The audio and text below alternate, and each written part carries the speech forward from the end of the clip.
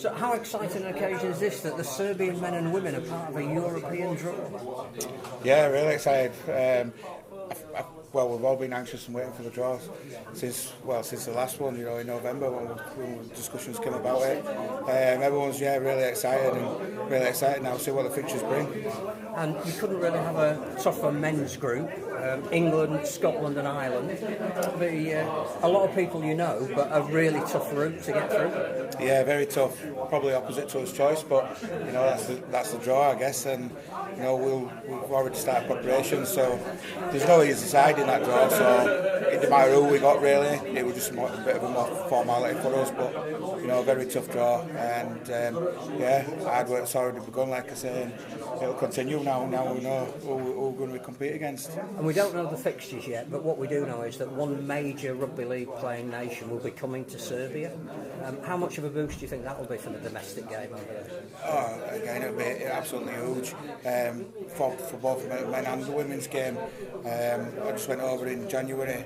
We started to make some plans and discuss some things, and one of the main topics is about kids getting involved, and the season's just started back there now, so waiting for the draw and stuff like that it'll be huge. There'll be kids excited, and which we want to bring them into rugby league.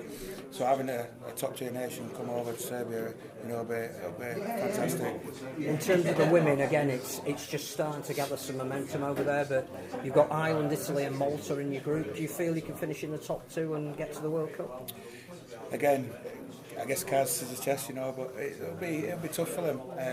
But preparations are, go ahead, and I think between us all as 20s, as women's and the men's, I think we're looking at 13 international fixtures across the year. So massive development, and working with the women's team when I went over in January, they're very passionate.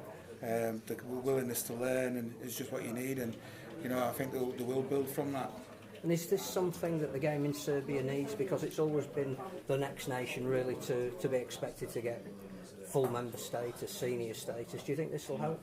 Oh, 100%. Yeah, this is what this is the things that you do talk about, and we discuss with the board and where we want to be and what we should be looking like, and we know this is a big step for us. And not only that, it's where we want to be at.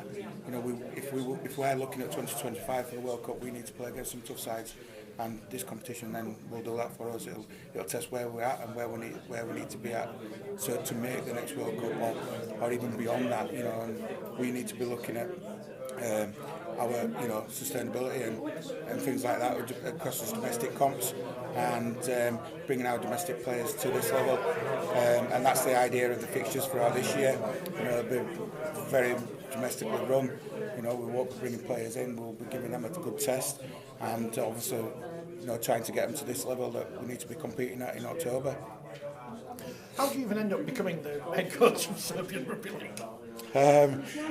Interesting run. I was originally with Spain, and then it's funny enough to see Spain up there, because that was my last sort of stint with Spain, and when they qualified to Euro A.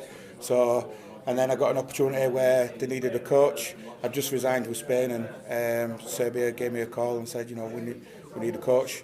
I willingly accepted. It was my next sort of stint for international rugby. They basically said, how quick can you get here, because we need a coach for Euro B, and jumped on a plane, and Euro B winners, and that's where we're at now. And then obviously doing the 20s last year, in the 19s in Italy last year, and that's where I'm at now.